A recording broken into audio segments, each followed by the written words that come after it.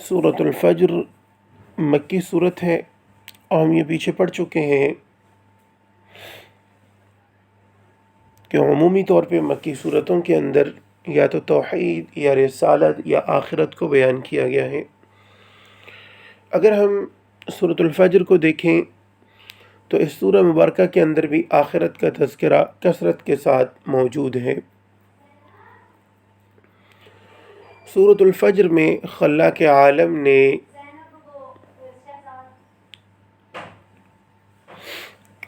چار قسمیں کھائی ہیں، 4 سے 5 قسمیں خلاق عالم نے کھائی ہیں۔ فرمایا والفجر، قسم ہے فجر کی، ولیال عشر، اور قسم ہے 10 راتوں کی۔ ولیال عشر، قسم ہے 10 راتوں کی۔ یہاں 10 راتوں سے مراد کون سی 10 راتیں ہیں؟ 10 راتوں سے مراد ذی الحج کی جو ابتدائی 10 راتیں ہیں وہ 10 راتیں مراد ہیں۔ اس کے بعد آگے والشفع والوتر، اور قسم ہے جفت اور طاق کی۔ اس سے مراد کون سے کیا ہے؟ کون سے دن مراد ہیں یا کون سی راتیں مراد ہیں یا کیا مراد ہے؟ تو یاد رکھیے والشفع اور والوتر، قسم ہے جفت اور طاق کی، اس سے مراد رمضان المبارک کا آخری عشرہ ہے۔ طاق راتیں مراد ہیں اور جفت یعنی 22، 24، 26، 28، 30 کی راتیں وہ مراد ہیں، اور طاق یعنی 21، 23، 25 اور 27 اور 29 کی راتیں وہ مراد ہیں۔ تو والفجر، قسم ہے فجر کی، اور قسم ہے 10 ولیال عشر، قسم ہے 10 راتوں کی، والشفع والوتر، اور قسم ہے جفت اور طاق کی، واللیل اذا یسر، اور قسم ہے رات کی، قسم ہے اس رات کی کہ جب رات کو چلے، واللیل اذا یسر، اور قسم ہے اس رات کی کہ اذا یسر، جب وہ چلے۔ اس سے مراد کون سی رات ہے؟ اس سے مراد وہ رات ہے کہ جس رات میں آقا کریم صلی اللہ علیہ وسلم معراج پہ تشریف لے گئے۔ تو خلاق عالم نے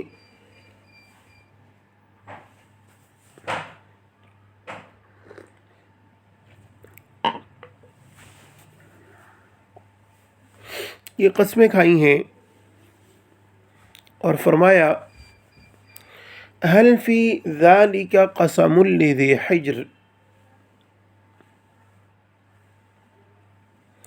فرمایا کہ یہ جو قسم ہم نے کھائی ہے، یہ قسم کن بندوں کے لیے ہے؟ ان چیزوں کی قسم یہ عقل مندوں کے لیے ہے، یعنی یہ قسمیں معمولی نہیں ہیں، نہایت معتبر اور محتم بالشان ہیں، عقل مند لوگ سمجھ سکتے ہیں۔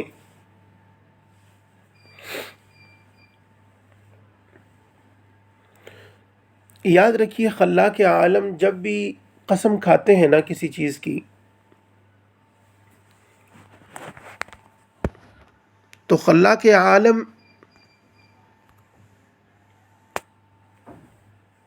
قسم کھانے کے جو قسم کھاتے ہیں تو خلاق عالم قسم کھانے کا جو مقصد ہوتا ہے نا، وہ مقصد خلاق عالم کا کلام کی تاکید ہوتی ہے۔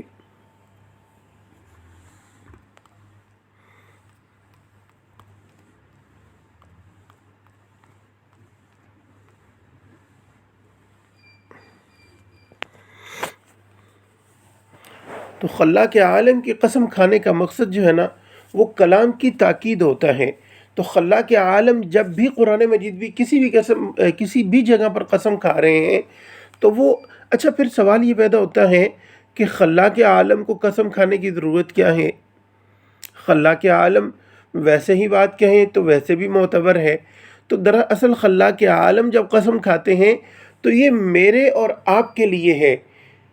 اللہ کا جو کلام ہے، جو اللہ کی بات ہے، وہ بات بھی محتم بالشان ہے، اور وہ بات جو ہے وہ 100% جو ہے وہ حق ہے، لیکن یہ میرے اور آپ کے سمجھانے کے لیے، اور اسی طرح کہہ لیں کہ جو منکرین ہیں ان کو سمجھانے کے لیے کہ دیکھو اللہ رب العزت کی جو ذات ہے وہ قسم کھا کے ارشاد فرما رہی ہے. تو یہ اللہ جل شانہ نے جو ہے جو قسمیں کھائی ہیں یہ قسم کلام کی تاکید کے لیے ہیں. تو فرمایا الم تر کیف فعل ربک بعاد، کیا نہ دیکھا آپ نے کہ کیسا کیا آپ کے رب نے قوم عاد کے ساتھ جو کہ ارم میں سے تھے. اچھا، قوم عاد یہ اصل میں عاد ایک شخص کا نام ہے جس کی طرف یہ قوم منسوب ہوئی، اور عاد کے جو اجداد تھے ان کے اندر ہی جو ہے وہ ایک شخص ارم نامی تھا. ٹھیک ہے جی، اور اس ارم کی طرف جو ہے وہ نسبت کی گئی ہے. یا مفسرین لکھتے ہیں کہ شاید خلاق عالم نے جو اس جانب اشارہ کیا ہے ارم کی جانب، تو شاید جو ہے نا یہ بتانا مقصود ہے کہ یہاں جو ذکر کیا جا رہا ہے قوم عاد کا وہ عاد اولا ہے، عاد ثانیہ نہیں ہے.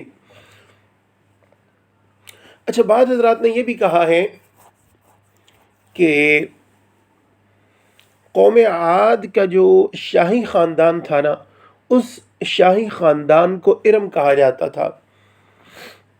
ہمارے ہاں بھی آج کے دور میں بھی اگر دیکھا جائے تو جو بعض ایسی ریاستیں ہیں کہ جن میں بادشاہت کا نظام ہے تو وہاں جو بادشاہی فیملی ہوتی ہے، جو شاہی فیملی ہوتی ہے، اس کے لیے مخصوص القابات اور لفظ بولے جاتے ہیں. تو بعض نے کہا کہ ارم جو ہے نا یہ دراصل قوم عاد کا جو شاہی خاندان تھا اس کا لقب تھا، اس کو ارم کہا جاتا تھا. بہرحال دونوں باتیں جو ہے وہ ان میں تطبیق بھی ہو سکتی ہے کہ جو ان کا کہہ لیں جد امجد ہے اس کا نام بھی ارم ہو سکتا ہے، اور شاہی خاندان کو بھی ارم وہ اولاد ہونے کے اعتبار سے بھی کہا جا سکتا ہے. دونوں صورتیں ممکن ہیں. تو بہرحال الم تر کیف فعل ربک بعاد، فرمایا کیا آپ نے نہ دیکھا کہ آپ کے رب نے جو ہے وہ قوم عاد کے ساتھ کیا کیا جو کہ ارم میں سے تھے، اور یہ بڑے بڑے ستونوں والے تھے. قوم عاد جو گزری ہے خلاق عالم نے ان کو قد و قامت بھی بہت بڑی دی تھی، اور طاقت خلاق عالم نے اتنی عطا فرمائی تھی ان کو کہ ایک ہاتھ سے یہ درخت کو پکڑتے اور آرام سے اس درخت کو جڑ سمیت زمین سے کھینچ لیتے تھے.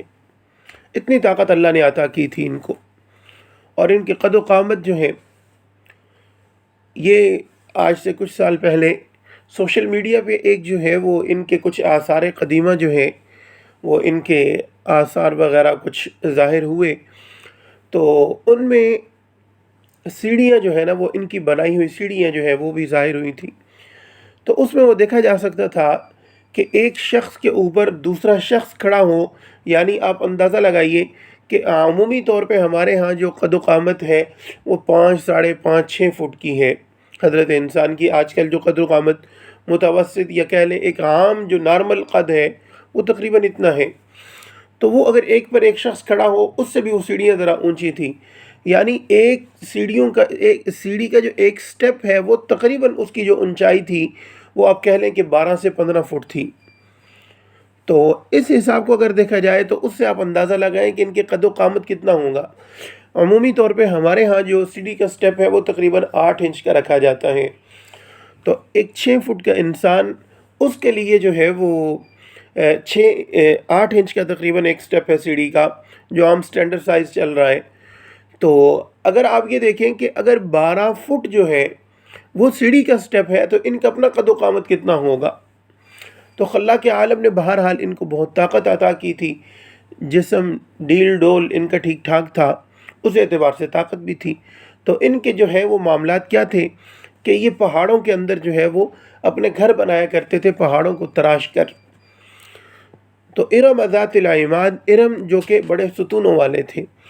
خلاق عالم فرماتے ہیں کہ التی لم یخلق مثلها فی البلاد، کہ ہم نے لم یخلق مثلها ان جیسے پیدا نہیں کیے فی البلاد شہروں میں. یعنی جو طاقت قوت ڈیل و ڈول ان کو عطا کیا تھا وہ کسی اور کے شہر کے لوگوں کو ہم نے عطا نہیں کیا. وثمود الذین جابوا الصخر بالواد، اور سمود کے ساتھ جنہوں نے تراشا پتھروں کو وادی میں. اچھا یہ قوم سمود جو ہے نا یہ بھی قوم عاد ہی کی آگے وہ کہہ لیں کہ ان کا ہی ایک شاخ کا نام ہے. وفرعون ذی الاوتاد، اور فرعون کے ساتھ ہم نے کیا کیا جو کہ میخوں والا تھا. اس کو میخوں والا کیوں کہا جاتا ہے فرعون کو؟ اس لیے کہا جاتا ہے کہ اس کے وقت میں جو ظلم ڈھایا جاتا تھا اس کی ایک صورت یہ تھی کہ یہ کرتے تھے یہ تھے کہ بڑا سا پھٹا ہوتا تخت ہوتا تھا، تو اس کے اوپر انسان کو لٹا کے تو اس کے ہاتھ اور پاؤں میں کیل گاڑ دیا جاتا تھا اس جو ہے وہ تختے کے ساتھ. تو اس کو یوں کہہ لیں کہ چومیخا کر دیا کرتے تھے. آج کل تو یہ نا کہ ہاتھوں میں جو ہے وہ ہتھ کڑی لگا دی جاتی ہے، پاؤں میں بیڑیاں لگا دی جاتی ہیں. تو اس کے دور میں یہ ہوتا تھا کہ ہاتھ اس تخت کے اوپر رکھ کے اوپر کیل لگا دیا جاتا تھا. اسی طرح پاؤں جو ہے وہ اس تخت کے ساتھ جو ہے وہ کیل کے ساتھ جو ہے وہ مقید کر دیتے تھے. تو وہ فرعون ذی الاوتاد، اور فرعون میخوں والا. اس کا جو ہے اس کی بیوی جو تھی حضرت آسیہ، اس کے ساتھ جو اس نے ظلم کیا ایمان لانے پر، وہ بھی ظلم اس نے یہی کیا کہ اس نے جو ہے وہ چومیخا کیا تھا پہلے. خیر اس کی ڈیٹیل کافی ہے. بہرحال الذین طغوا فی البلاد، اللہ کے عالم فرماتے ہیں یہ سب تھے سرکش قسم کے لوگ. طغوا فی البلاد کہ انہوں نے سرکشی کی شہروں کے اندر، ملکوں کے اندر. فاکثروا فیہا الفساد، پھر بہت ڈالی انہوں نے ان میں خرابی، یعنی شہروں کے اندر فساد ڈالا کہ لوگ جو ایمان لانا چاہتے تھے ان کو ایمان نہ لانے دیتے تھے. فصب علیہم ربک صوت عذاب، پھر پھینکا ان پر تیرے رب نے عذاب کا کوڑا. یعنی ان قوموں کی سرکشی جو ہے وہ پھر جب اپنی انتہا کو پہنچ گئی تو اللہ کے عالم نے ان پر عذاب مسلط کیا حتیٰ کہ ان کا نام و نشان تک مٹا دیا.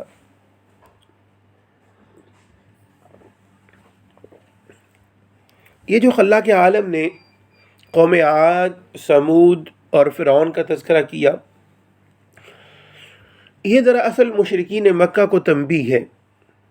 یہ ان کو بتایا گیا کہ دیکھو تمہارے پاس تو کچھ طاقت بھی نہیں ہے، تمہارے مقابل وہ لوگ اللہ نے جو ان کو طاقت قوت عطا کی تھی وہ اس کے بعد کسی کو نہیں ملی. فرعون جو اتنا لاؤ لشکر، لاکھوں کا لشکر رکھتا تھا، ذرا دیکھو ان کا انجام کیا ہوا. تو تم تو ان کے مقابل کچھ بھی طاقت نہیں رکھتے ہو. یاد رکھو اگر انہوں نے سرکشی کی تو اللہ نے ان پر عذاب مسلط کیا. اگر آپ لوگ بھی اسی طرح سرکشی میں پڑے رہو گے تو آپ لوگوں کے ساتھ بھی یہ معاملات ہوں گے. یہ دراصل مشرکین مکہ کو تنبیہ ہے. ان ربک لبالمرصاد، بے شک آپ کا رب جو ہے وہ البتہ گھات میں ہے. جس طرح تاک لگائی جاتی ہے نا کسی پر، گھات لگائی جاتی ہے کہ یہ آئے اور فوراً اس کو ہم جو ہے وہ اپنے شکنجے میں کس لیں. تو اللہ کے عالم نے فرمایا کہ آپ کا رب جو ہے وہ گھات میں ہے کہ کب اس کا بندہ زندگی گزار کے جب واپس پلٹے تو فوراً اس کو ہم اچکیں اور پھر اس کا حساب و کتاب کریں. تو یہ دراصل مشرکین مکہ ہی کو تنبیہ ہے. اب آگے اللہ کے عالم حضرت انسان کے حالات کو بیان کر رہے ہیں. فرمایا فَأَمَّا الْإِنسَانُ إِذَا مَا ابْتَلَاهُ رَبُّهُ فَأَكْرَمَهُ وَنَعَّمَهُ. سو حضرت انسان جب اس کو اس کا رب جو ہے وہ آزماتا ہے یوں کہ فَأَكْرَمَهُ، اس کو عزت دیتا ہے، وَنَعَّمَهُ، نعمت سے نوازتا ہے. تو اس کا حال کیا ہوتا ہے؟ حضرت انسان کہتا ہے کہ ربی اکرمن، میرے رب نے مجھے عزت دی ہے، یعنی میں اسی لائق تھا، میں اس کا مستحق تھا. میرے لیے اور آپ کے لیے سبق یہ ہے کہ ہم بھی جو ہے نا وہ ہمارے پاس جو نعمتیں ہوتی ہیں نا ہم یہ سمجھتے ہیں کہ شاید ہم اس لائق ہیں. اگر دیکھا جائے تو نہ تو ہمارا شکر اتنا ہوتا ہے، ٹھیک ہے جی، اور نہ ہی ہماری عبادات ہوتی ہیں کہ ہم مستحق بن جائیں ان نعمتوں کے. نہ شکر ہے، نہ محنت ہے، نہ عبادت ہے، یہ سب اللہ کی عطا ہے. لیکن حضرت انسان کا حال یہ ہے کہ جب اسے ملتا ہے تو یہ کہتا ہے کہ میں اس کا مستحق تھا، میں تو جدی پشتی مالدار ہوں بڑا، یہ تو میرے آباء و اجداد کی بنائی ہوئی زمینیں ہیں، ان کے جمع کیے خزانے ہیں جن کا میں وارث بن رہا ہوں. یہ حضرت انسان کے بول ہوتے ہیں. فرمایا وَأَمَّا إِذَا مَا ابْتَلَاهُ، اور جب اس کا رب جو ہے اس کو جانچے، فَقَدَرَ عَلَيْهِ رِزْقًا، اس طرح سے کہ اس پر تھوڑے رزق اس کا کھینچ لے یا تنگ کر دے اس پر، تو فَيَقُولُ رَبِّي أَهَانَنِ، یہ کہتا ہے میرے رب نے مجھے ذلیل کر دیا. نعمت ملی تو کہا میں اس کا مستحق ہوں، میں اسی لائق ہوں کہ مجھے یہ سب کچھ ملے. اور جب آزمائش آئی، جب اپنے گناہوں کی وجہ سے پکڑ آئی اللہ کی، جب نافرمانیوں کی وجہ سے اللہ نے جو ہے وہ معیشت ضنقا والا معاملہ کیا، معیشت تنگ کی اس کے گناہوں کی وجہ سے اس پر، تو کہتا ہے میرے رب نے مجھے ذلیل کر کے رکھ دیا. ہونا تو یہ چاہیے کہ جب نعمت ملی تھی شکر ادا کرتا، جب آزمائش آئی ہے رب کے سامنے گڑ گڑاتا، لیکن اس کے زبان سے کفریہ کلمات نکلنا شروع ہو جاتے ہیں. اور حقیقت یہ ہے کہ ہمارے بھی معاملات بعین ہی آج یہ ہیں. آج جس کو دیکھیں، اچھا جس کسی کو بھی دیکھیں نا، بھوکا کوئی بھی نہیں سوتا رات کو. ہم اگر اپنے آباء و اجداد کو دیکھیں جن حالات میں وہ تھے، آج ہم ان حالات سے کئی گنا بہتر حالات میں ہیں. ہم اپنے بڑوں کو دیکھیں تو ایک وقت میں دسترخوان پہ ایک ہی کھانا موجود ہوتا تھا، ہمارے دسترخوان پہ ایک سے زائد کھانے موجود ہوتے ہیں. پیسہ اتنا نہیں تھا، آج فراوانی ہے. تو آج اللہ نے ہمیں اپنے والدین سے، آباء و اجداد سے، جو ان کے پاس نعمتیں تھیں ان سے بڑھ کے عطا کی ہیں. اور حقیقت یہ ہے کہ آج کے زمانے میں اللہ جل شانہ کی جتنی نعمتیں بندوں پر ہیں اس سے پہلے کبھی نہیں تھی. لیکن ستم یہ ہے کہ آج سے پہلے اللہ کی نافرمانی بھی اتنی نہیں تھی، ناشکری بھی اتنی نہیں تھی. قرآن مجید کے اندر اگر قرآن مجید کو ہم دیکھیں تو سابقہ قوموں پر جن وجوہات کی وجہ سے عذاب آیا، وہ ایک ایک وجہ کی وجہ سے، ایک ایک وجہ جو ہے وہ ایک ایک علت تھی جس بنا پر عذاب آیا. اگر ان ساروں کو جمع کر لیا جائے، ان ساری وجوہات کو جمع کر لیا جائے، ساری قومیں جن جن پر عذاب آیا اللہ کا، ان ساری وجوہات کو دیکھا جائے تو وہ ساری وجوہات ہم میں موجود ہیں. آج ہم میں وہ ساری وجوہات موجود ہیں. ناپ تول کی کمی کی وجہ سے عذاب آیا، وہ ہم میں ہے. ٹھیک ہے جی. اسی طرح گناہ کی وجہ سے، لواطت کی وجہ سے حضرت لوط علیہ السلام کی قوم پہ عذاب آیا. ہماری قوم کے اندر آج وہ بدترین حد تک پہنچ چکا ہے وہ معاملہ. اسی طرح شرک، ان معاملات کی وجہ سے حضرت نوح علیہ السلام کی قوم پر عذاب آیا. ہماری قوم کہنے کو مسلمان ہیں لیکن ہمارے معاملات، حالات، واقعات کیا بتاتے نہیں ہیں کہ ہم میں شرک جو ہے وہ ہماری جڑوں میں گھس چکا ہے. ساری وجوہات جو سابقہ قوموں کی تھیں وہ آج ہم میں موجود ہیں، لیکن اللہ رب العزت نے پھر بھی رحم کا معاملہ کر رکھا ہے.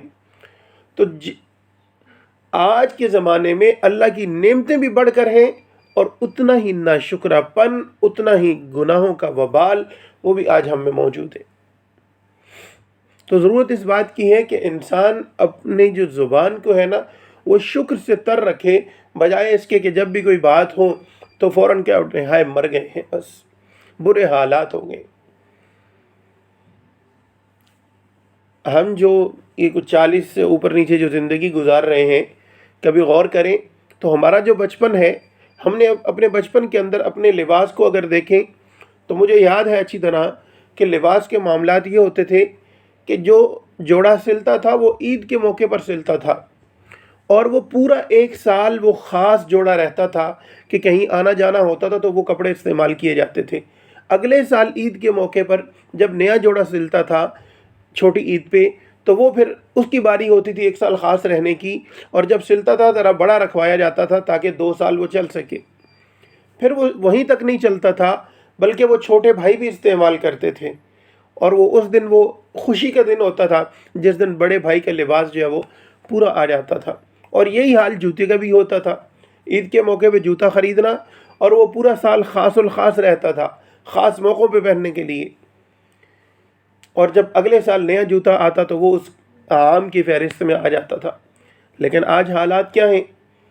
آج حالات یہ ہیں کہ اگر دیکھیں تو رکھنے کو جگہ ہی نہیں ہے، اتنے کپڑے موجود ہیں، اور جب پہننے کی باری آتی ہے تو اس وقت ملتے ہی نہیں. پھر نئے فنکشن کے لیے، نئے موقع کے لیے نیا لباس زیب تن کرنا ہوتا ہے. تو یہ اللہ کی نعمتوں کا آج حساب ہی نہیں ہے. اللہ اتنی نعمتوں سے نواز رہے ہیں، لیکن ہمارا حال یہ ہے کہ ہم ناشکرے پن میں حد سے بڑھ چکے ہیں. کلمہ شکر تو زبان سے ادا ہوتا ہی نہیں ہے. جس سے پوچھیں جی کیا کریں جی، مر گئے، مہنگائی نے مار دی ہے. حقیقت یہ ہے کہ اگر آج سے 20-30 سال پیچھے چلے جائیں تو جو رہن سہن اس وقت تھا، اگر اس رہن سہن کو آج سامنے رکھا جائے تو کوئی مہنگائی نہیں ہے. اگر ایک چیز اس وقت، اگر گھی اس وقت ہمیں 20 روپے 22 روپے 25 روپے پر کے جی مل رہا تھا، تو آج اگر وہ 500-600 پہ ہے تو اس اعتبار سے پیسہ جو ہے وہ بڑھا بھی ہے. اس وقت 300-500 یہ تنخواہیں ہوا کرتی تھیں، تو آج جو ہے وہ تنخواہیں 30 پہ چلی گئی ہیں. تو یہ فرق اتنا نہیں آیا، لیکن بس وہ ہماری حرص، ہماری بھوک اور ہماری یہ عیاشیاں یہ بڑھ گئی ہیں.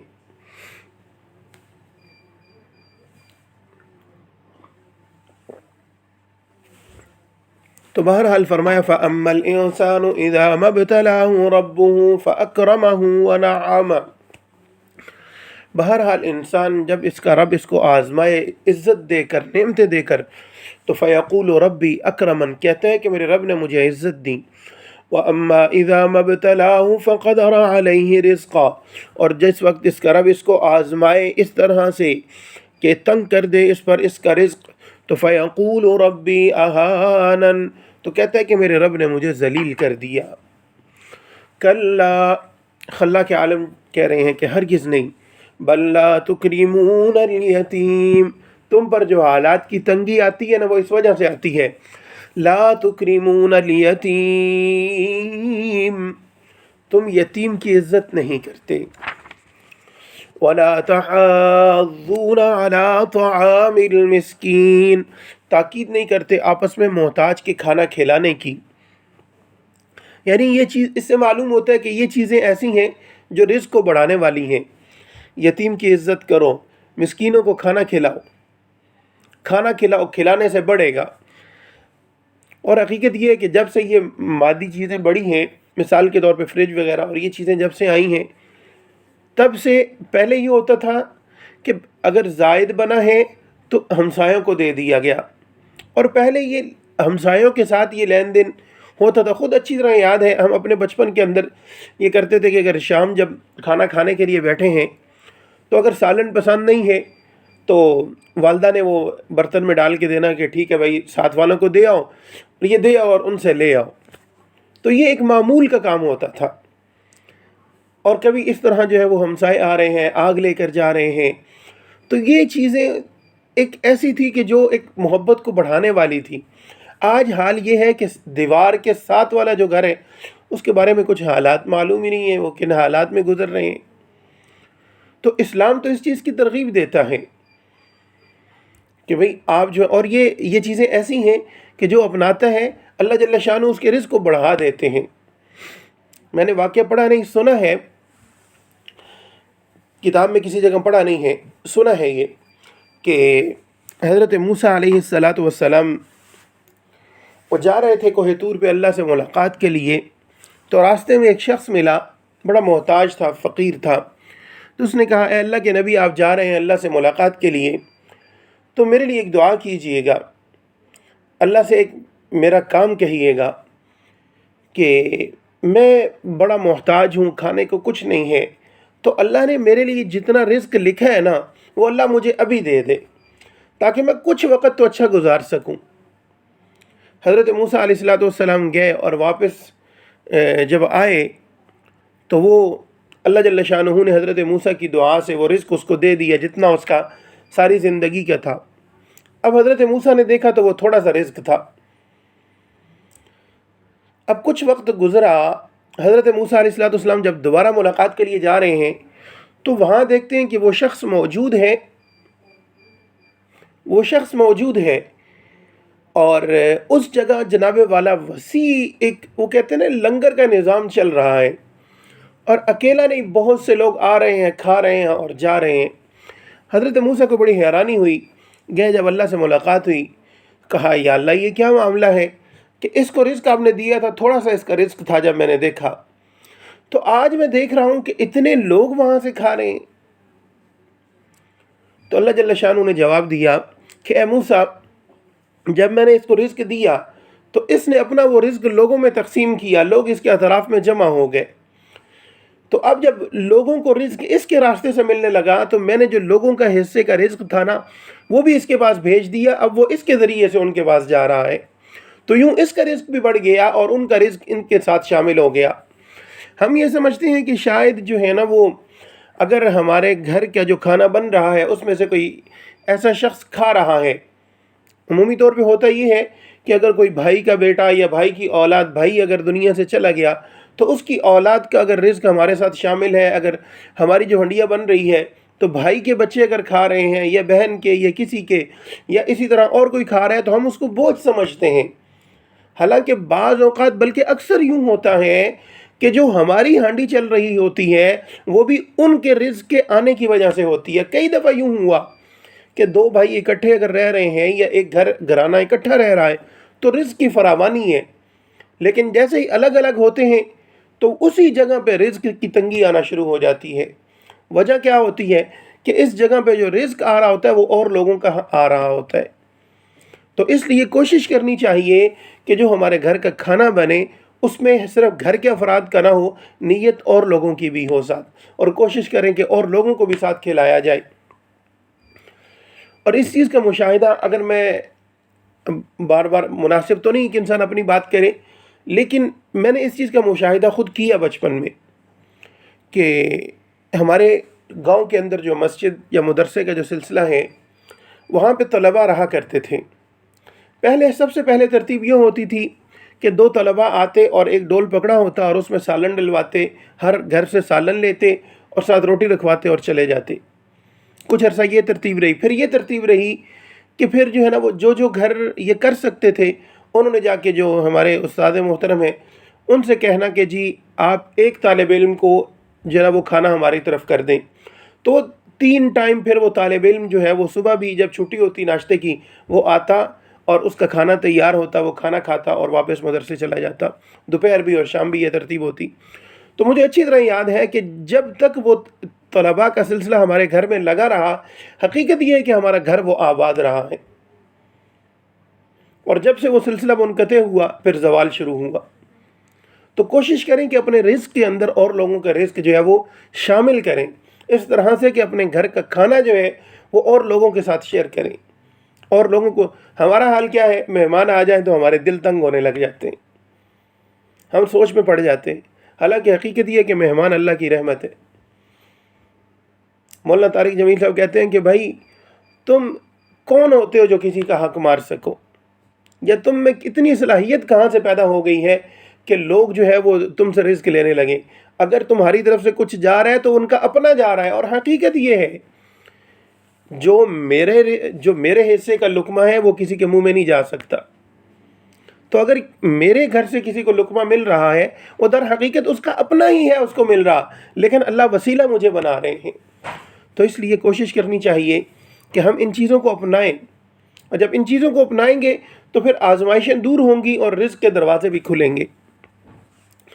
تو فرمایا وَلَا تَحَاضُّونَ عَلَىٰ طَعَامِ الْمِسْكِينِ، اور تاکید نہیں کرتے آپس میں محتاج کے کھانا کھلانے کی۔ وَتَأْكُلُونَ التُّرَاثَ أَكْلًا لَمًّا، اور حال یہ ہے کہ وراثت کا سارا مال سمیٹ کر کھا جاتے ہیں، یعنی جو ورثہ چھوٹے بچے ہوتے ہیں جب، تو ان بچوں کو ان کے مال کو جو غصب کر سکتا ہے وہ سارا مال غصب کر کے بیٹھ جاتا ہے۔ وَتُحِبُّونَ الْمَالَ حُبًّا جَمًّا، اور پیار کرتے ہو مال سے جی بھر کر۔ كَلَّا إِذَا دُكَّتِ الْأَرْضُ دَكًّا دَكًّا، ہرگز نہیں جب پست کر دی جائے گی زمین کوٹ کوٹ کے، یعنی قیامت کا دن جب آئے گا تو زمین ہموار کر دی جائے گی۔ وَجَاءَ رَبُّكَ، اور آئے گا تیرا رب، وَالْمَلَكُ، اور فرشتے، صَفًّا صَفًّا، قطار در قطار۔ یہ سارا سب ہم پیچھے پڑھ چکے ہیں اس لیے میں ڈیٹیل میں نہیں جا رہا۔ وَجِيءَ يَوْمَئِذٍ بِجَهَنَّمَ، اور لائی جائے اس دن دوزخ، یعنی دوزخ کو جو ہے وہ سامنے کیا جائے گا۔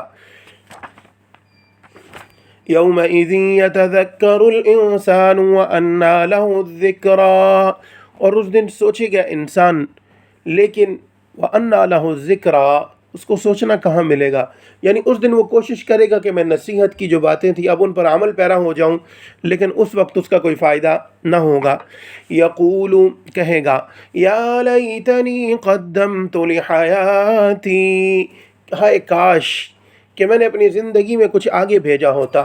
فَيَوْمَئِذٍ لَا يُعَذِّبُ عَذَابَهُ أَحَدٌ، پھر اس دن عذاب نہ دے گا کوئی ایک رب کے عذاب کی طرح، یعنی اس دن جو اللہ جل شانہ پکڑ کریں گے، گرفت کریں گے، اس کی طرح کوئی گرفت کرنے والا نہیں، اس کی طرح کوئی عذاب دینے والا نہیں۔ فرمایا فَيَوْمَئِذٍ لَا يُعَذِّبُ عَذَابَهُ أَحَدٌ، پھر اس دن عذاب نہ دے کوئی اس جیسا عذاب، وَلَا يُوثِقُ وَثَاقَهُ أَحَدٌ، اور کوئی باندھ کر نہ رکھے اس کی طرح باندھنا۔ یا ایتھا النفس المطمئنہ، اے نفس مطمئنہ، یعنی اے وہ نفس کے جو چین پا چکا، ارجعی الی ربک، تو چل اپنے رب کی طرف اس حال میں، راضیۃ مرضیہ، تو اس سے راضی اور تیرا رب تجھ سے راضی، فادخلی فی عبادی، داخل ہو جا میرے بندوں میں، یعنی جو میرے محبوب بندے ہیں ان میں تو شامل ہو جا، وادخلی جنتی، اور داخل ہو جا میری جنت میں، یعنی قیامت کے دن جب اعلان ہوگا نا، وَامْتَازُوا الْيَوْمَ أَيُّهَا الْمُجْرِمُونَ، کہ آج کے دن مجرم لوگ الگ ہو جائیں، تو مجرم الگ ہو جائیں گے اور باقی لوگ جو ہیں ان کو ان لوگوں میں شامل کر دیا جائے گا جو اللہ کے محبوب بندے ہوں گے۔ تو یہاں پہ یہ کہا گیا کہ اللہ جل شانہ خطاب کریں گے، کہیں گے کہ اے نفس مطمئنہ، تو لوٹ جا اپنے رب کی طرف۔ اچھا، یہ راضیۃ مرضیہ اس حال میں کہ تو راضی اور تیرا رب تجھ سے راضی، داخل ہو جا اللہ کے نیک بندوں میں، اور انجام کار کیا ہوگا؟ انجام کار یہ ہوگا کہ داخل ہو جا میری جنت میں۔ هذا هو المرام والله أعلم بحقيقة الكلام۔